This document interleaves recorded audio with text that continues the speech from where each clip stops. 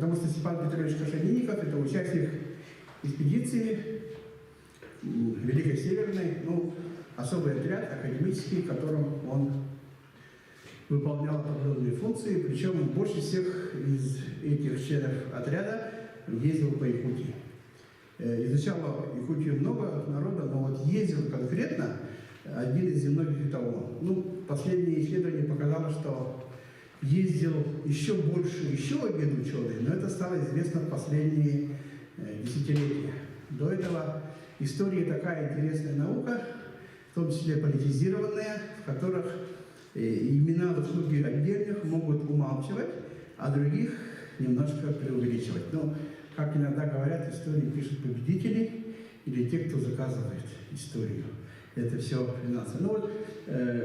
Я больше биолог, а вот команда, которая все представлены, это все историки, в том числе известный историк Боякова Сардана Ильична. Она работает в Институте гуманитарных исследований и проблем малочисленных народов Севера, доктор исторических наук. В этом же институте есть музей науки, и там работает Васильев Илья Эдуардович.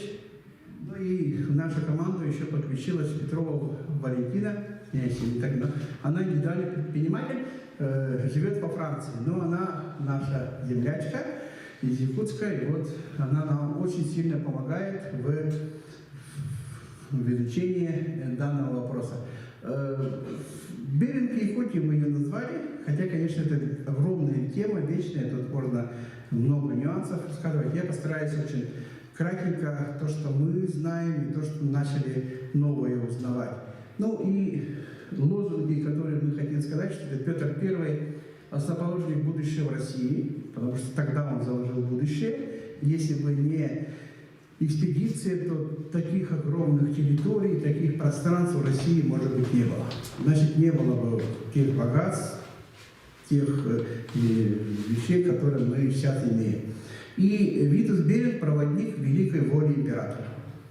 Он реально был проводник, он, несмотря на его смерть, вернулся, пробился через Анну Иоанновну, через других императриц. Они, конечно, все были родственники Петра I, но это надо было найти выход.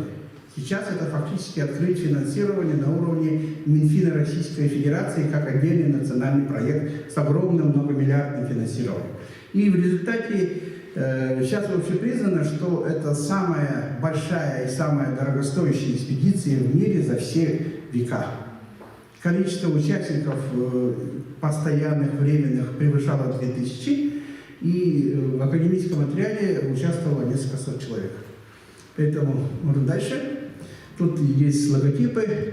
И мы географическим отделением, микрогеографическим, начали делать такую картографическую работу. Видите, качество этой графики хорошее. Это мы просто поставили те населенные пункты, которые, или особые точки географические, которые от Тюмени, то есть от Сибири до Дальнего Востока, и специально взяли Аляску. Заметьте, чем уникальна эта карта. Не уникальна, а своеобразна для интереса. Посмотрите, где центр. Центр карты что? Якутск. Это было специально сказано, такая постановка, чтобы картографы специально поставили Якутск в центр. И обратите внимание, фактически от Якутска до Тюмени и туда, и от Якутска до Аляски фактически одинаковое расстояние. То есть в реальности Якутск был форпостом этой экспедиции на Дальнем Востоке, и значение ее было огромно. В советское время портрет Витаса Беринга был совершенно другой. Это был какой-то такой пухленький человек, даже еще более пухлый, чем я. Соответственно, Петра I портрет много различных, но так его часто изображают. Сейчас, после археологических раскопок и восстановления по черепу, Витас Беринг примерно так изображается, хотя этот метод не идеален, и изображение тоже не такое, как существует. Но это более-менее объективный метод. Поэтому в этих в городах, многие из которых сейчас уже названий уже нет. В частности, вот здесь есть Илимск, а сейчас Усть-Илимск. А где находится Илимск, товарищи, может, географы знаете? Нет. Там что-то построили, и этот город затопило. Водохранилище, да, ГЭС. Поэтому многих поселений сейчас уже нет. Идем дальше. Ну, вот эта карта, которая делает Ильдар Маматов, все повесил, она уже стала популярной. Но первым делом мы что видим? Что здесь совершенно не указаны Алекминск, Виким, Кемпиндяй, отклонения в сторону, где работали ученые. Здесь нету белый отряд, это академический, вот его нарисован, да, он не идет наверх, на самом деле он тоже там ходил. То есть это карта, которая, ну, пока требует корректировки. И мы сразу заметили, что это интересно, и это есть творчество. Идем дальше. Ну и вот эта карта Российской империи, которая получилась в ходе тех работ, которые проводили исследователи. Почему первая Камчатская экспедиция не завершилась и не сказали, что все задачи выполнены? Хотя, по идее, формально Петр I дал задание найти пролив, и пролив нашли.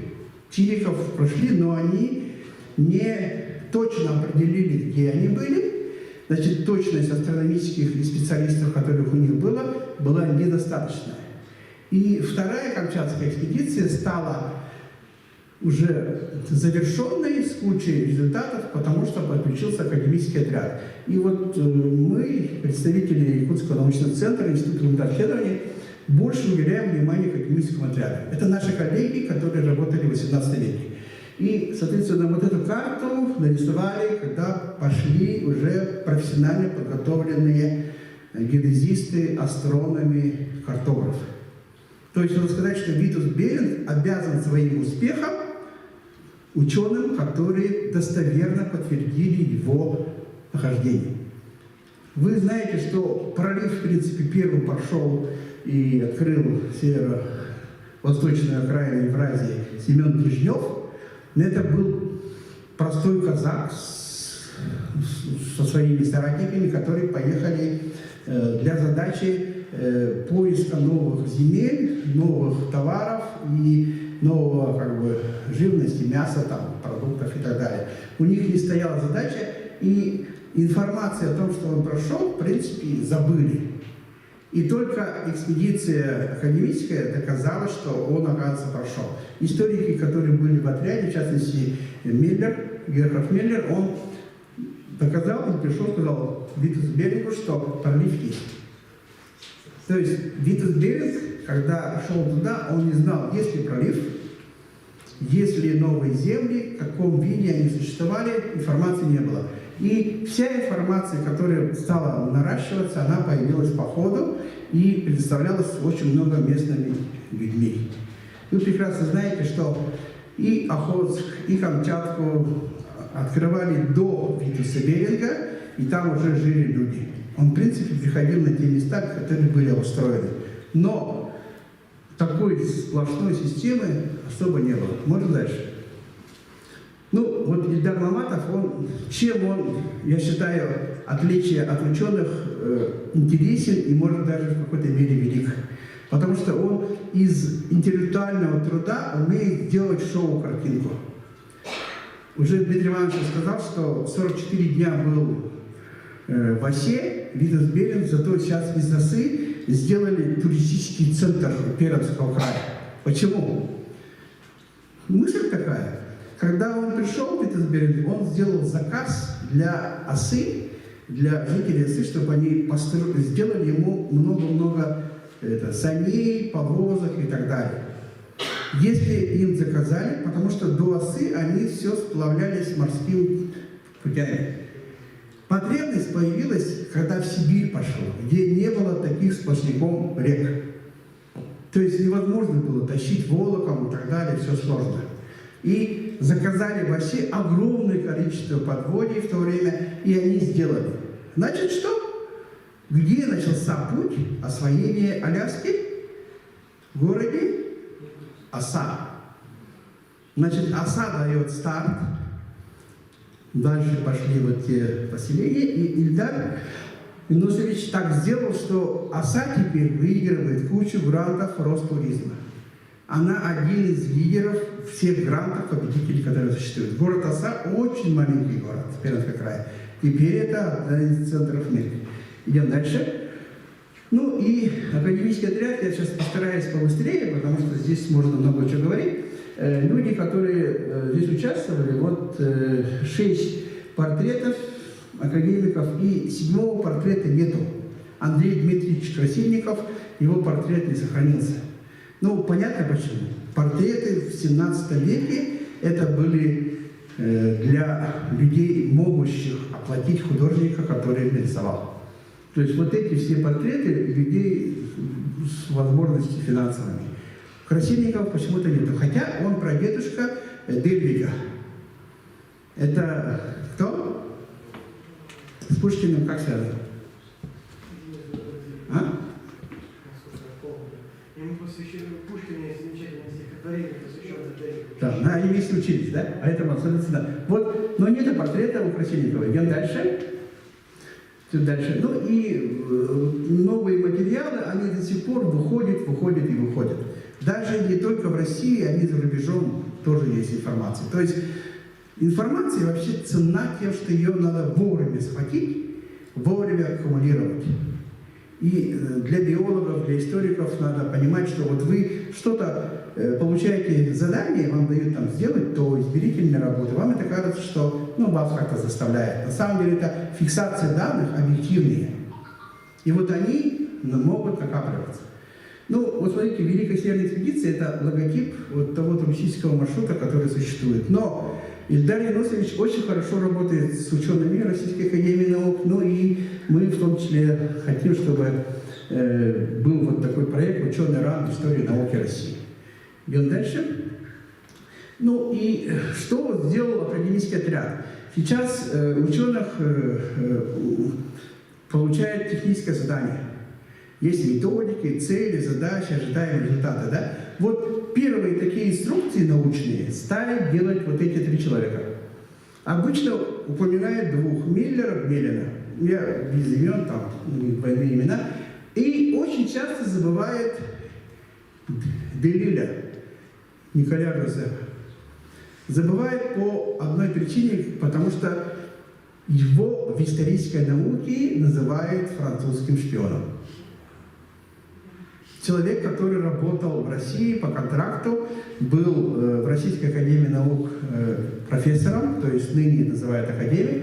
В конце концов, после конфликта, скандала, с участием таких великих, как Ломоносов, Коршенинников и других, Миллер, он оказался за пределами Франции и сдал работы не под эгидой Российской академии наук и тем самым получил статус шпиона.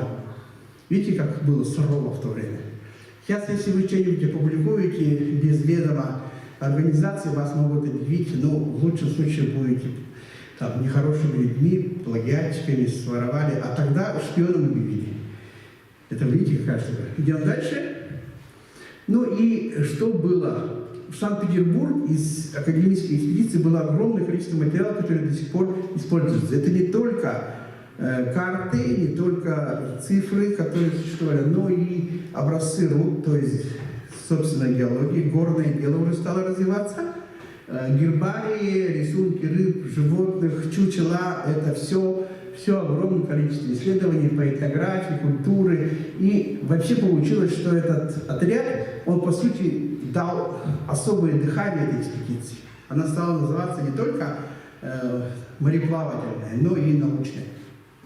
То есть только с помощью интеллекта оказалось, что эта экспедиция какой-то вес имеет. Великая Северная экспедиция. А путешественники обычно, их говорят путешественники, мореплаватели и так далее. Не экспедиция. Именно соединив ученых с людьми, которые осваивали высокие широты, получился такой статус. Великая Северная экспедиция. Кто-то их называет первая, вторая Камчатская. Первая, вторая, потому что был перерыв между первой и второй. Они вернулись, получили финансирование и снова пошли, но уже в новом составе. Дальше. Ну и вот итоги северной экспедиции, это генеральная карта 1746 году, не совсем полная, потом она корректировалась, менялась. Что здесь мы видим? Здесь мы видим Российскую империю примерно как в масштабах СССР. То есть уже в те годы, 1741-43, с помощью Витуса Беринга и экспедиции мы получили ту территорию, которую сейчас имеем. Если бы этой экспедиции не было, то еще неизвестно, соседи более южные, Япония, Китай, Манчжурия в то время была как один, они могли прекрасно занять эту территорию. Была бы совершенно другая история, другая география и другое государство. Просто это было в тот момент, надо было быстро сделать, поэтому великая воля Петра позволила очертить восточные и северные границы этой территории. Идем дальше. Ну и вот немножко о судьбах. Миллер, он большой вклад не только в историю, но и в географию. Он возглавлял одно время географический департамент, короткое время. Он был один из руководителей Российской академии наук ныне. Но в конце жизни его из Российской академии наук уволили, он работал на другой должности, совершенно других деньгах, ему даже уменьшили оклад на много раз, потом вернули. Видите, суровая жизнь, да? Юмелин, первый ботаник России, он написал один флору Сибири. Сейчас флору Сибири пишет целые институты и многотомные тома, и вообще. В то время он один это смог сделать. Это, конечно, начало науки, но все равно это была очень четкая вещь. Он написал в 4 томах.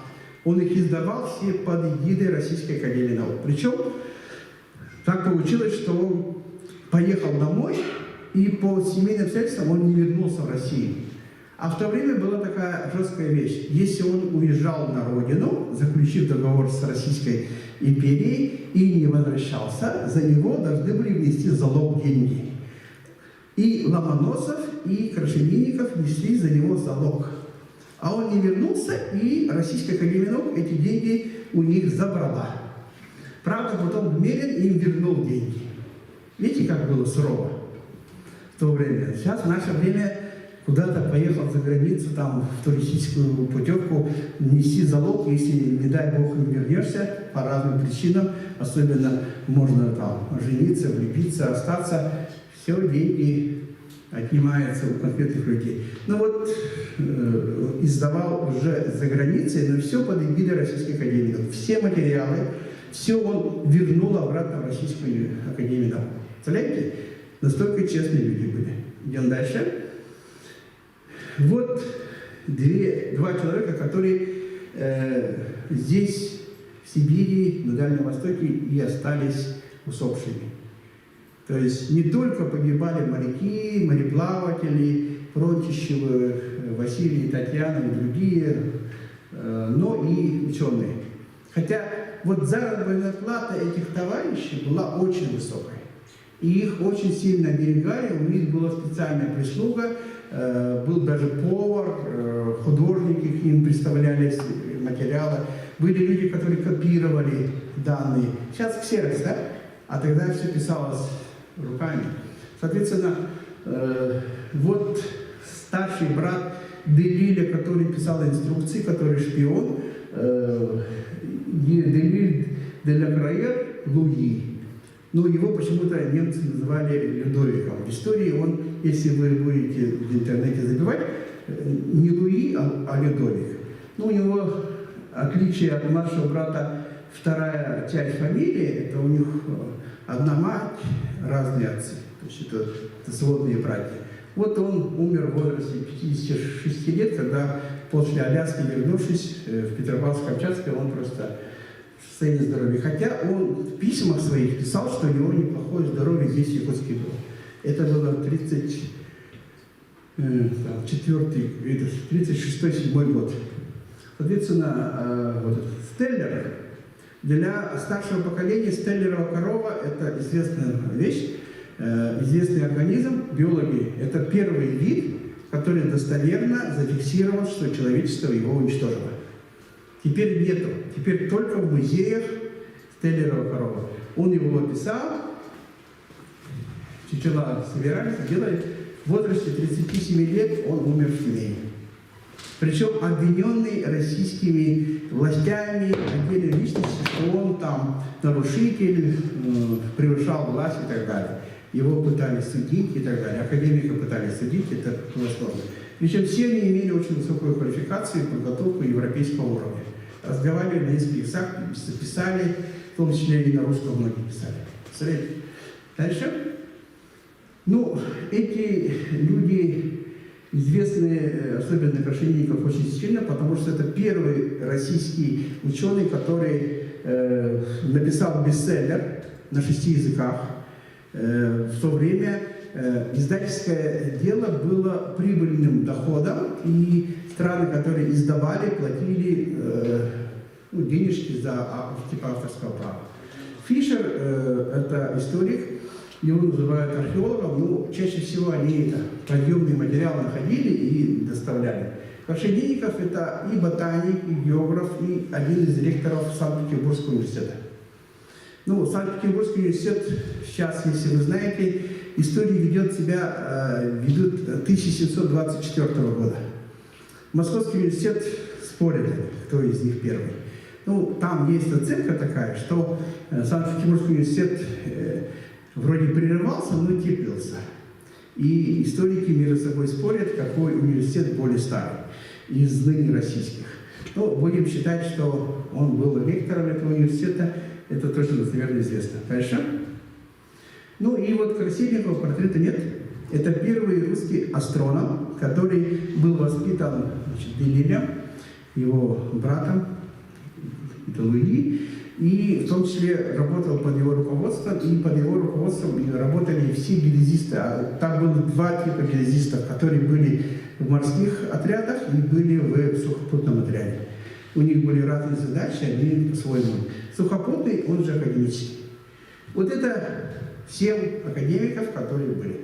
Кроме этого, у них были огромное количество студентов и так далее. Идем дальше.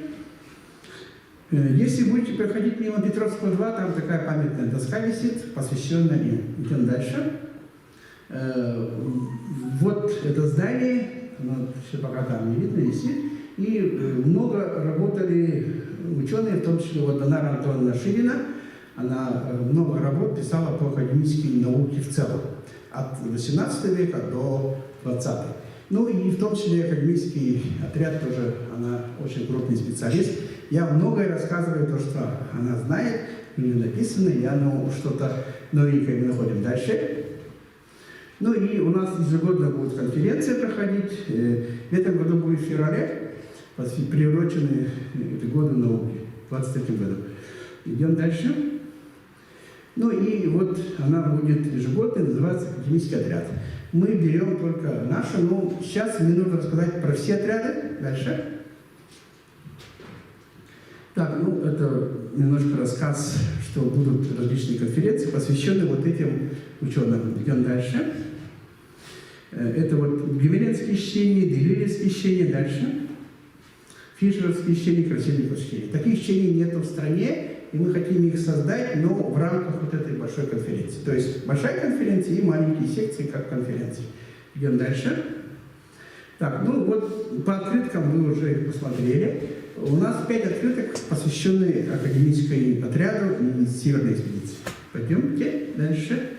Вот Витус, Беринг и Стеллер. 2 судьбы, 2 человека, которые вот остались в Сибири. Кресты — это места, где они были на одном корабле, но вот жизнь их в конце концов в Сибири закончилась одинаково для них.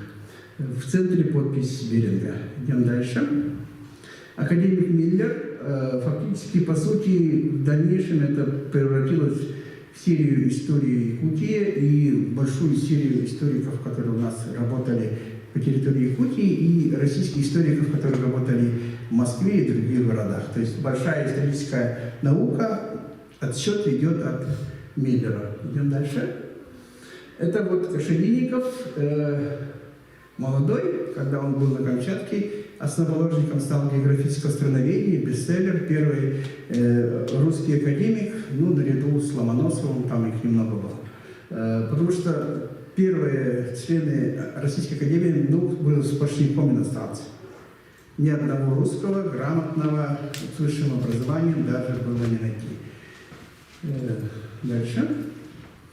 Ну, это ботаника, я ботаник-географ, это мое. И вот как обмеленно мы пришли к определителю высших растений и к книжке, изданной за рубежом в издательстве Шпрингера.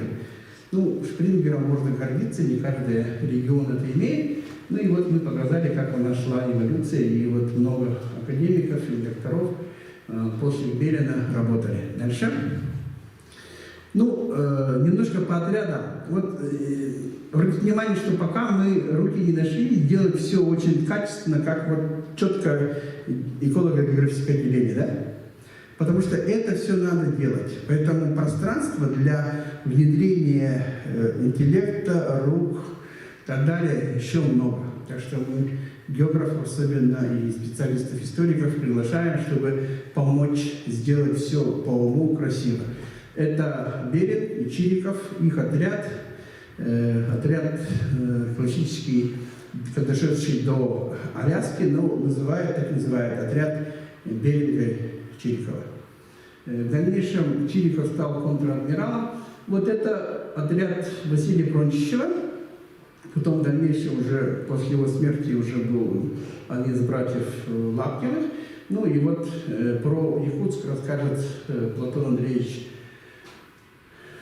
после меня. Ну и открытка, посвященная вот такой лирической вещи, как любви Василия, офицера, и Татьяны, которая прошла за ним до конца. И она была первой женщиной, которая была на корабле. Хотя вы знаете, это плохая примета, которая, так скажет, ну она же сработала. Шлюпка потонула, Татьяна умерла, Василий умер. Но это было в то время, Василий потом расскажет, но на самом деле это героическая судьба, и именно благодаря ее были ситуации, когда она, наоборот, предотвращала многие вещи. Ее можно считать одна из первых женщин, которые вот полярный исследователь. Дальше.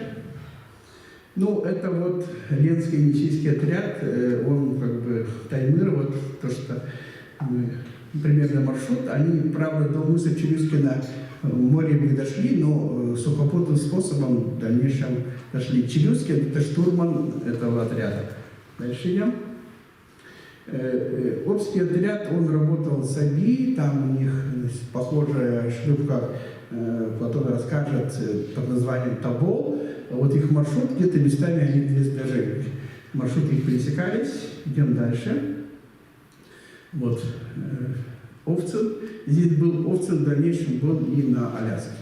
Интересный человек, который в том числе пострадал из-за таких политики, близости к царским, императорским кровям. Дальше. Вот Ленско-Колымский, это в сторону уже Анадыря. Отличие от Дежнева, они не смогли пройти вот этот кусочек Чукотки, это вообще достаточно в то время была очень суровая территория, ее фактически никто не проходил, ну, кроме Дежнева. Соответственно, вот здесь они отработали, дошли до определенной территории, но часть островных они не смогли обследовать. Идем дальше. Дальше. Это карта японского отряда. Мартин Шпанберг, он, между прочим, тоже базировался в Якутске, получил задание с Охотска, пошел не на север, а на юг. В принципе, Японию достиг. Япония была в то время очень закрытая страна, государство, и в результате первые контакты произошли.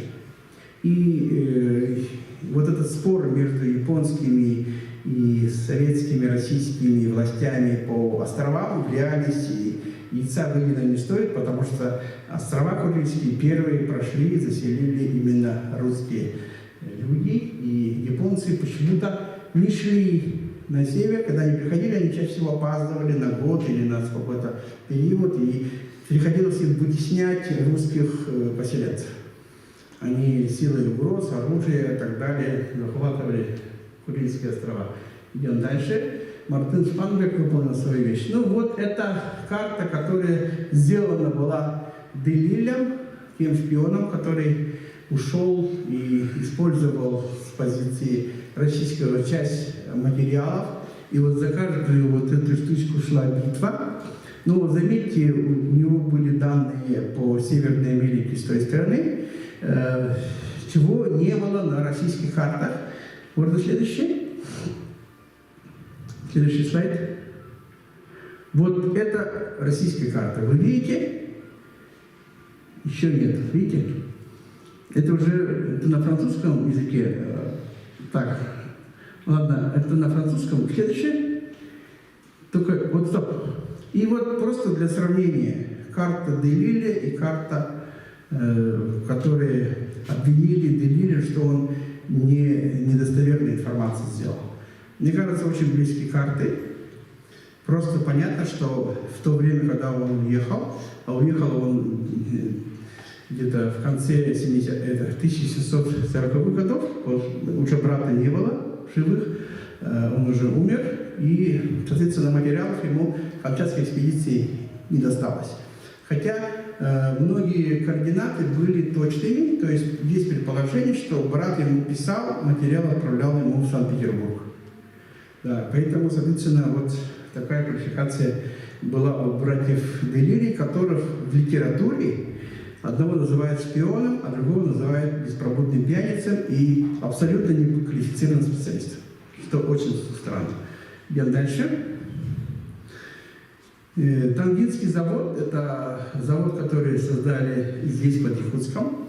Здесь есть деревня Танда, недалеко от нее. Ее нашли, местонахождение, но там уже все уже нет следов.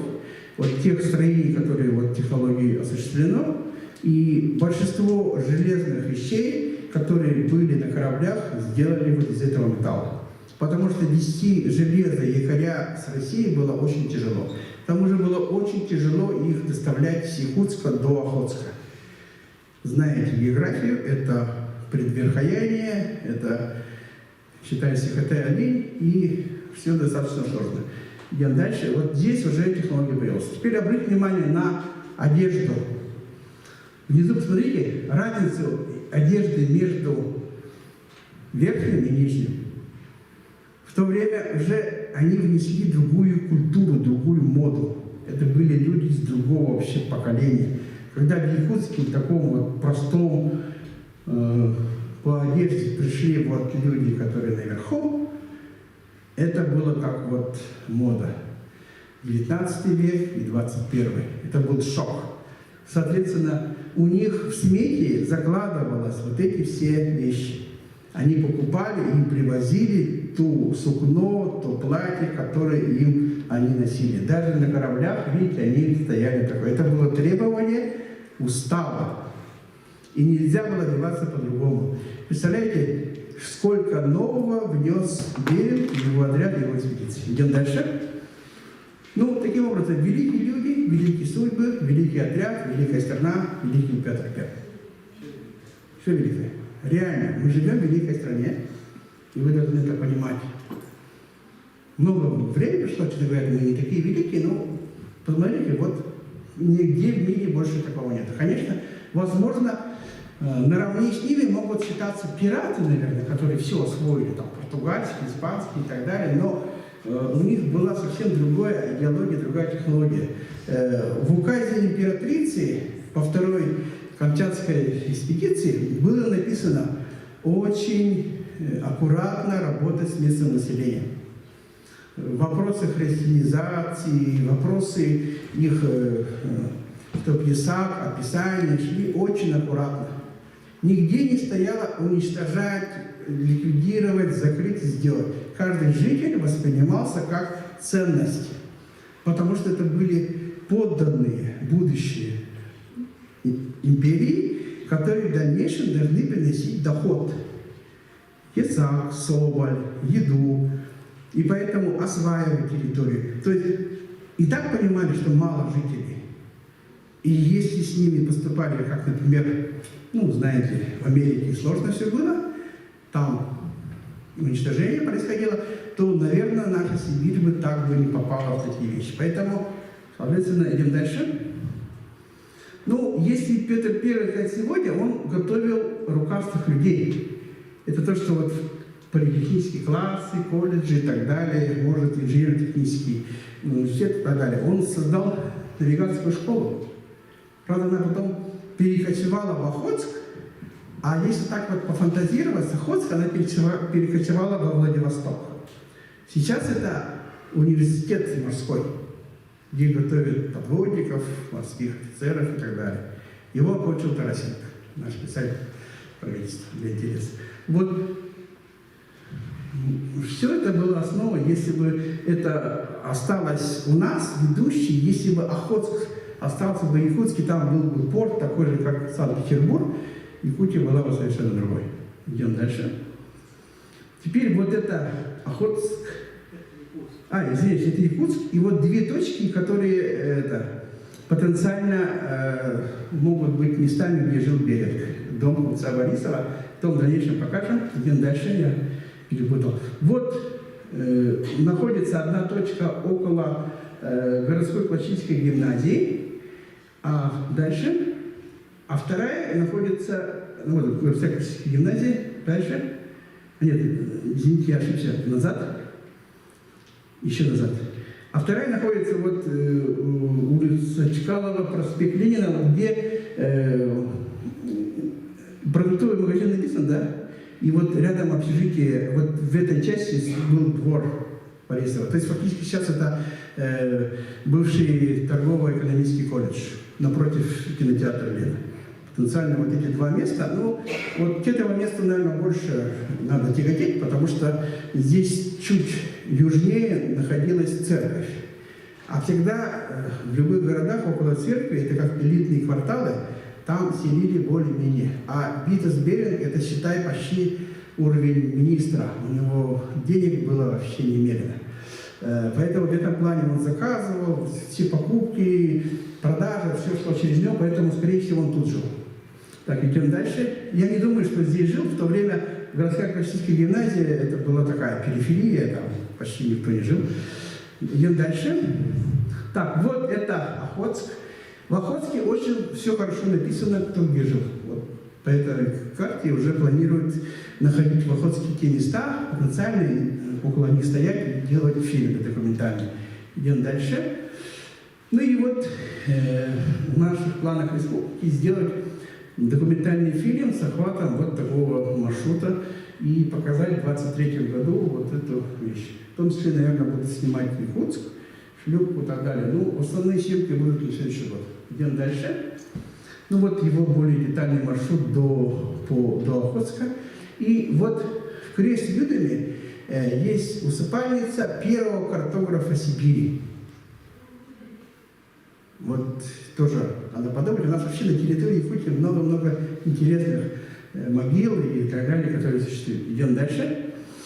Вот это инструкция по... Это письмо Делире сестре. Идем дальше. Вот его Делире, видите? Идем дальше. Сейчас быстренько. Вот его перевод, и Валентина Петрова сделала перевод с французского. Причем говорит очень хороший почерк и хороший французский, тот старо-французский. Она это перевела, это тоже определенные достижения, она молодец. И вот идет текст, и почитайте, как он пишет. Это стиль того периода, как он сестре своей родной вот такие слова пишет. Сейчас так никто не говорит. Все смс говорят. Привет, hello, чао, окей. Вот, смотрите. Если бы я мог видеть вас каждый день или хотя бы время от времени, чтобы облегчить ваши беды и горести, я бы от всего сердца пожелал иметь возможность избавить вас от них, снижав своими собственными. Я бы с радостью взял на себя заботу, даже самых малых из них, если бы вы после этого вы могли освободиться от них, как и наша дорогая матушка. Но, к сожалению, это бесполезное желание. Кто так сейчас пишет? Так никто не говорит.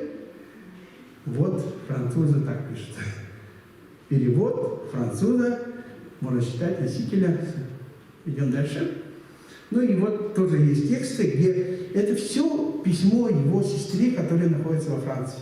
Она потеряла одну из подруг своих, и вот он так сопереживает и делает. И вот тут упоминает про некого брата, который существует. Так, идем дальше. Я Платона вообще места не оставляю. Так, идем дальше. Ну вот, Делиль написал. Это инструкция. Нет, дальше. Вот эта инструкция, пока мы ее не перевели, но это та инструкция того алкоголика, которого признают, что он ничего не делал. Это Делиль съездил на Аляску, просто так прокатался, умер, и он алкаш. Идем дальше. Вот смотрите, он рисует, если кто немножко разбирается, триангуляционную сеть, которую внедрил его брат в нашей стране. Триангуляционная сеть – это основа до сих пор всех координатных работ, которые происходят. То есть братья Делили, по сути, основоположники астрономии, геодезии, картографии, географии у нас в стране. В институте географии РАН они их знать особо не знают и не хотят. Идем дальше. Вот подпись Беринга. Идем дальше. Ну и спасибо за внимание. Много еще есть, что впереди. Мы на грант президента главы республики взяли определенный объем. У нас есть архивные материалы, в Санкт-Петербурге взяли, в том числе есть, которых пока еще не перевели. И вот тихонько начинаем переводить и делать. Это тоже целое дело. И, соответственно, это тоже наука, это тоже исследование. Чего-то кто-то до нас не делал. А мы чуть-чуть тщательнее это сделаем. Я думаю, это очень хорошо. И спасибо за внимание. Я, конечно, вас утомил, но, с другой стороны, я подготовил основу для Платона Шинкаренко, который расскажет о Якутске, шлюпке, которая была в Северном Ледовитом океане, почти дошла до мыса Челюскина, чуть-чуть не хватило, и эта копия сейчас находится у нас, и эта копия, возможно, будет плавать, и это будет только тогда, когда Платон ее отремонтирует. Платон, тебе слово. Спасибо. Платон у нас реставратор деревянного каменного зодчества, уже специалист, квалифицированный, еще учиться и получать историческое образование. Да, ну, конечно, вы на меня возложили почти непосильную задачу. Благо, дубль шлюпку Якутск припоручили более компетентному человеку, президенту парусного спорта. Где там? Вот, собственно, вот она во всей своей красе. И даром называется «Мореходные подвиги Заполярья». Вот. Но для начала... Акс. Переключай. Вот. Что такое дубль-шлюпка? Дубль-шлюпка – это судно европейского типа. Парусно-гребное судно, ее название как бы намекает на то, что она вдвое больше. Ну, дважды шлюпка. Вот тут и написано, именуемые дубль-шлюпками делаются в подобии, как обычно при военных кораблях. Шлюпки бывают против он их вдвое. Прямой предок будущих канонерских лодок. И вот, собственно, движение отряда Пранчищева чуть более подробно. Про то, что она затонула из-за жены Пранчищева, конечно, хватанули немножко, потому что она пережила два похода. В первом походе, собственно, Пранчищев погиб, дубль-шлюпка зашла так далеко на север, после чего вернулась в Устье-Ленёв.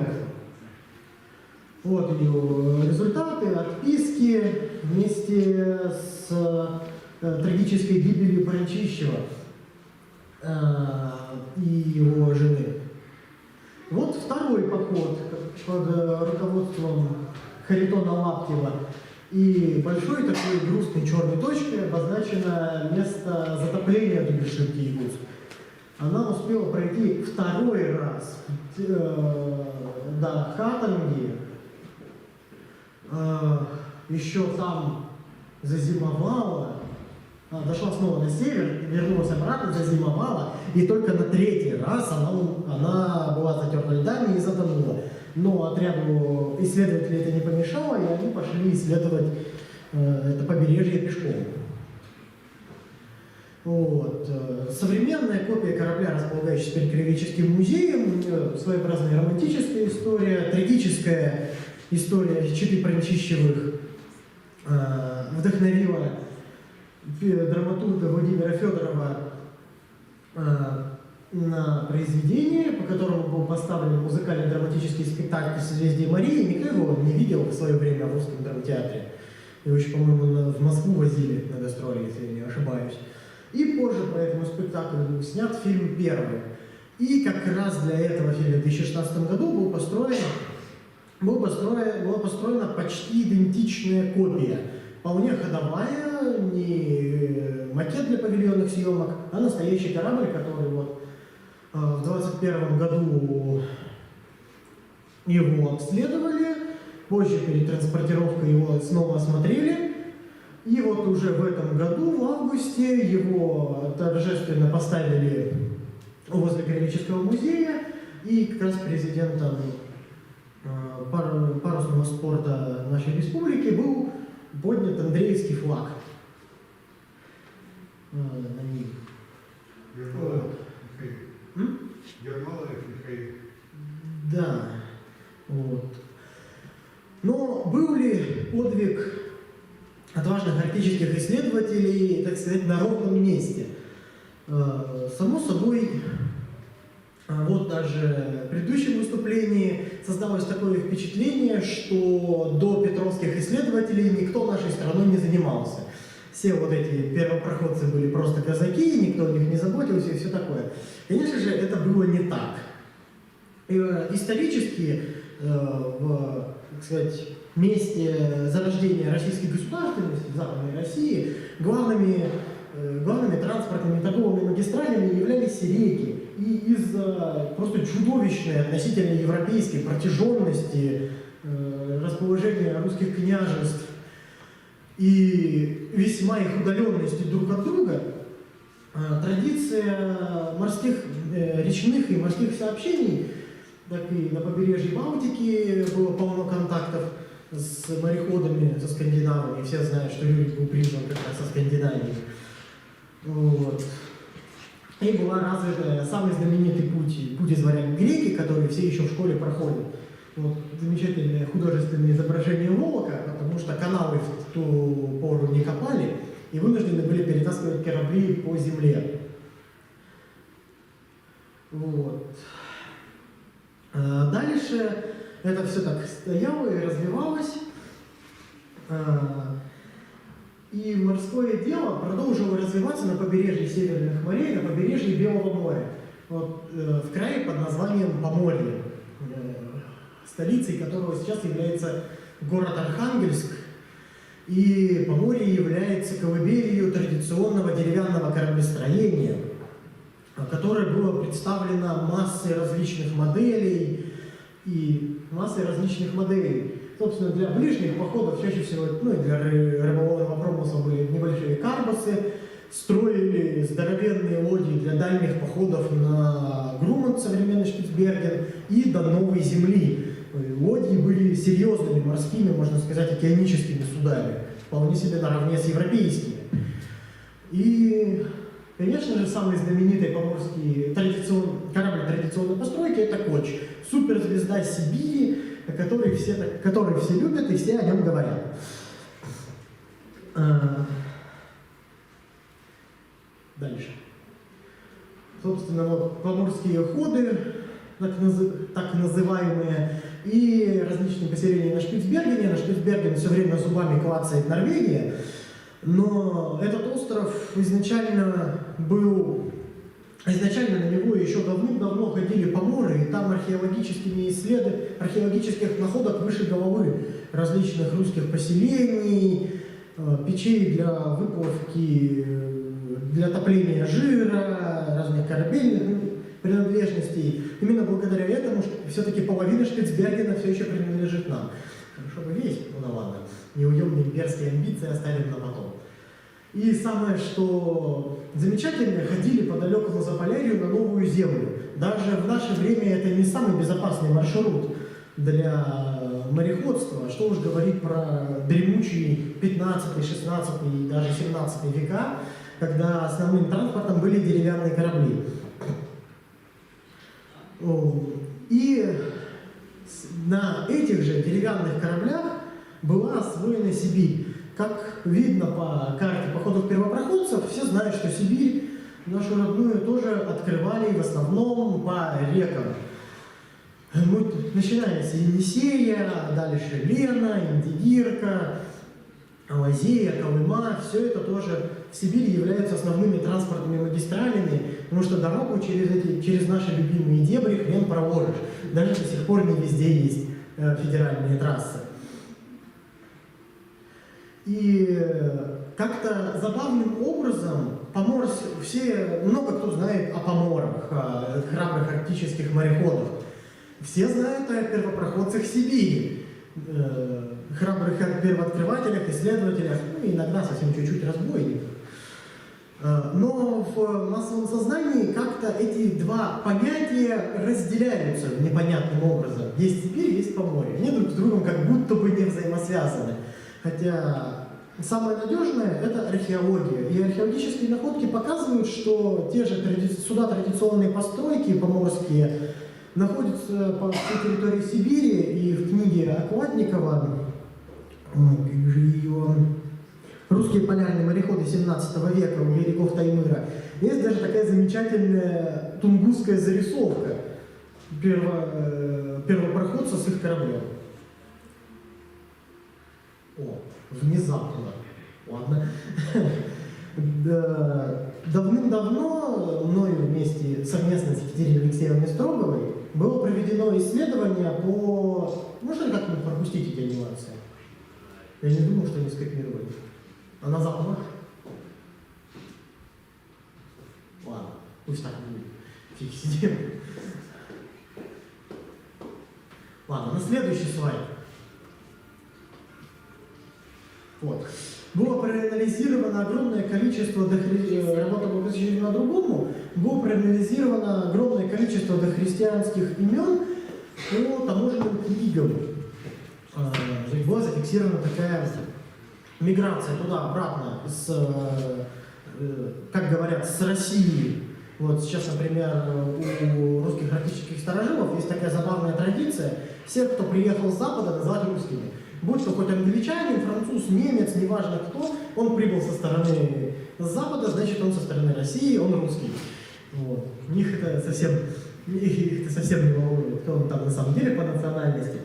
Вот. Со стороны России, как раз со стороны России в обратную сторону, и там писалось место выхода, часто оно очень похоже на фамилию. Как, например, Устюжанин, Вологжанин. Некоторые из них впоследствии действительно стали фамилиями. И анализ этих мест выхода выявил, что большая часть этих людей происходили с русского севера и Поморья. С русского севера и Поморья, и они были носителями той самой мореходной и корабельной традиции, которой уже не одна сотня лет. Это хорошо видно и по различным отпискам, сохранившимся в архиве, вплоть до того, что они настолько лихо с этими кораблями обращались, что я находил в замечательном сборнике «Русские арктические старожилы», который, к сожалению, в бумажном виде не был издан, была замечательная отписка, как один из отрядов зашел в реку, разобрал свои корабли и стал на зимовку, потом пришла весна, они их собрали обратно и отправились дальше. И настолько была конструкция хорошо проработана, что ее можно было легко разобрать на здание, перезимовать, собрать обратно, а то и построить еще пару новых из ближайших материалов, несмотря на их такое себе качество. Все знают, какой у нас тоненький лес, особенно по северам. И спокойно отправиться дальше, на структурную целостность это никак не сказывалось. Так что в допетровское время у нас существовала очень мощная традиция кораблестроения и арктического мореходства. Но, к сожалению, случилась некоторая гроза над этой традицией. Молодой и деятельный царь Петр Алексеевич, здесь я нашел замечательный его портрет, художественное изображение плотника. Я большой, так сказать, фанат Петра Алексеевича именно за то, что он предпочитал не только сидеть с трона указы раздавать, но и руками руками был не против поработать и других научить. Знаменитые проекты Петра Великого, они тоже не взялись из ниоткуда. Он продолжал дела своего отца Алексея Михайловича, который еще тогда обнаружил отставание нашего государства от Европы и начал вводить реформы армии и даже создал первую попытку построить корабль европейского образца. Собственно, фрегат «Орел», детище Алексея Михайловича, и знаменитый ботик «Святой Николай», он из тех же времен. И после прям таких игропрестольных событий, связанных с регеншей Софьей Алексеевной, Петр Великий обнаружил вот этот ботик еще в 1688 году, он его впечатлил, и он его впечатлил при помощи голландского мастера, если я правильно помню одного из своих учителей, он его восстановил. И это дело никуда не делось. Петр Великий продолжил это развивать, создав на Плещеевом озере под Переяславлем целый флот и устроил ему настоящие маневры. Хоть он и был потешным флотом, но пушки там гремели настоящие, и в процессе маневров даже были несчастные случаи со смертями. Впоследствии Петру Алексеевичу донесли о том, что в Архангельске существует как раз-таки уже готовая, можно сказать, инфраструктура под постройку флота. Он туда отправился и впечатлился еще больше. Я был на острове, который сейчас застроен, к сожалению, промзоной, но я был на том острове, на котором Петр Великий стоял, смотрел на город Архангельский, на его могучий, в наше время бы сказали, международный морской порт, который принимал европейские корабли. И под впечатлением заказал яхту «Святой Петр». Вот это уже настоящий отец русского военного флота, построенный в Архангельске уже не шутки ради, а вполне серьезными намерениями. И работа закипела.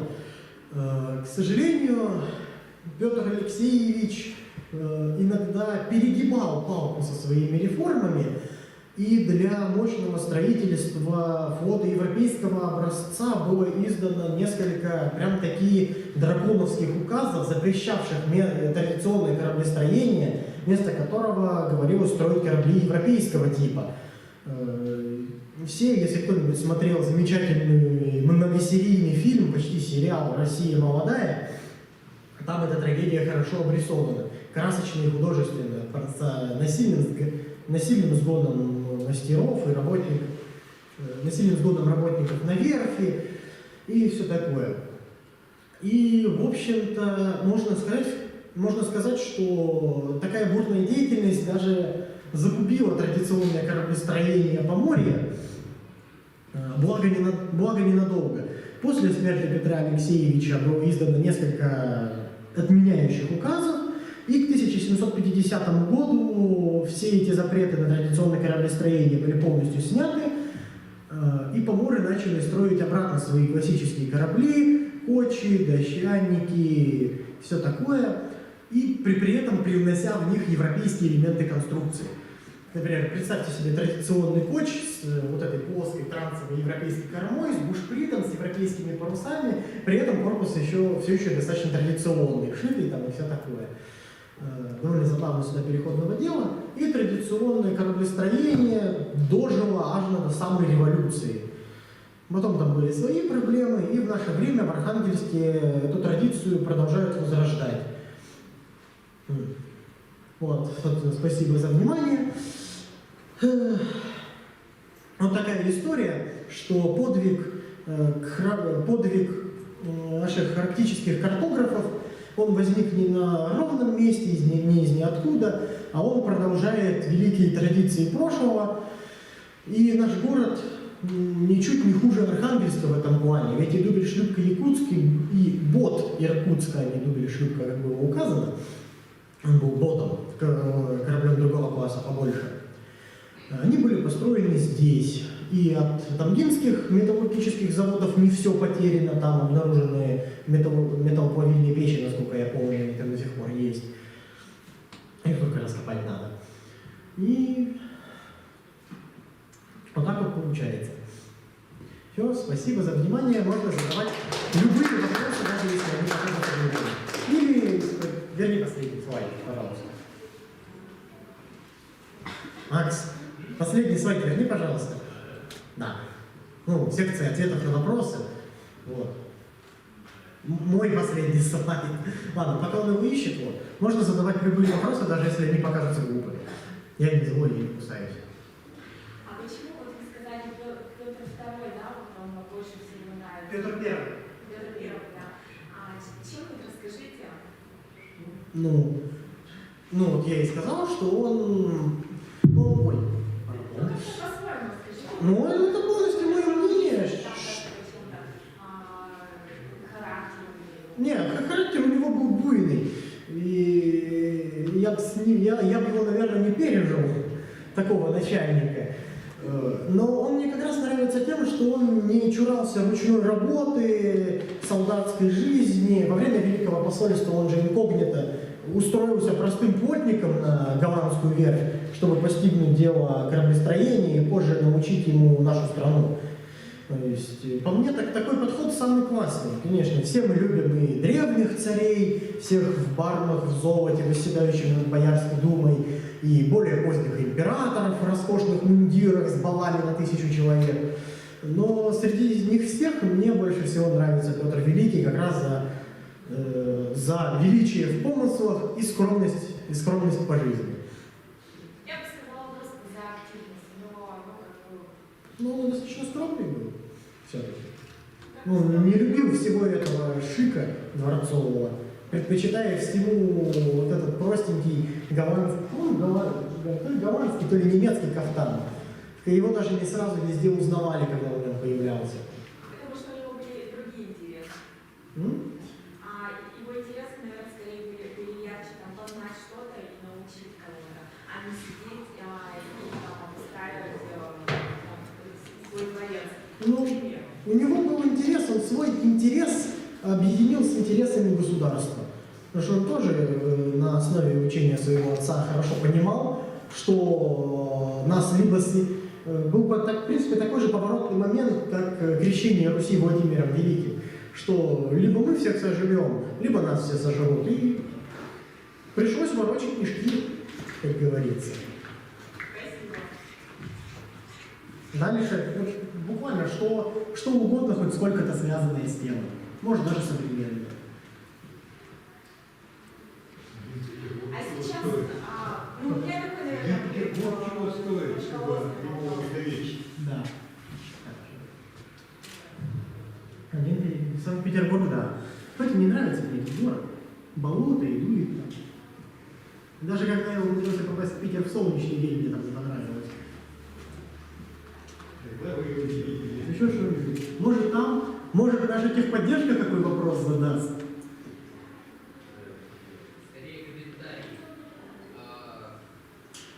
Есть же момент, что во время действия запрета традиционного кораблестроения запрет во многом действовал выше линии воды.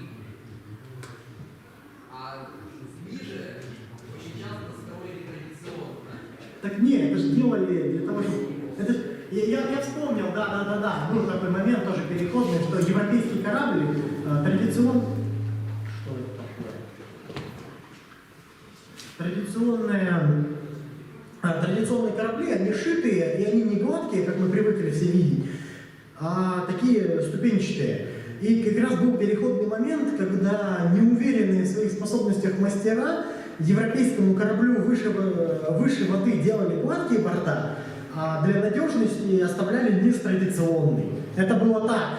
Это скорее по классической русской, если начальство не видит, значит может.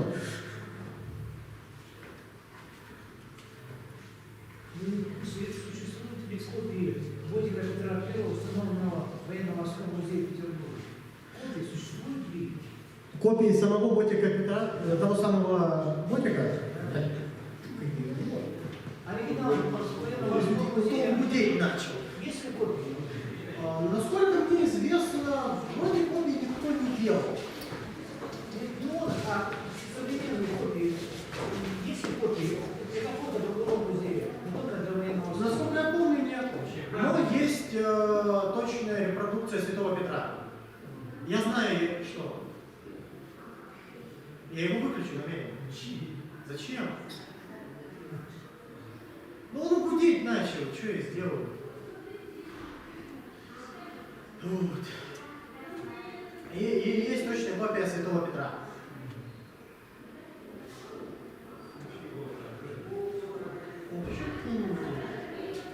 И все, и фиг с ним. Так-то вот. Я надеюсь, что все-таки свое обещание выполнит человек. И мы увидим, ну, если не в следующем году, то хотя бы через один наше лето. Если вопросов больше ни у кого нет. Ага, спасибо, да? Можно сюда, ребята. Можно на в зал посмотреть выставки. Не свободное посещение?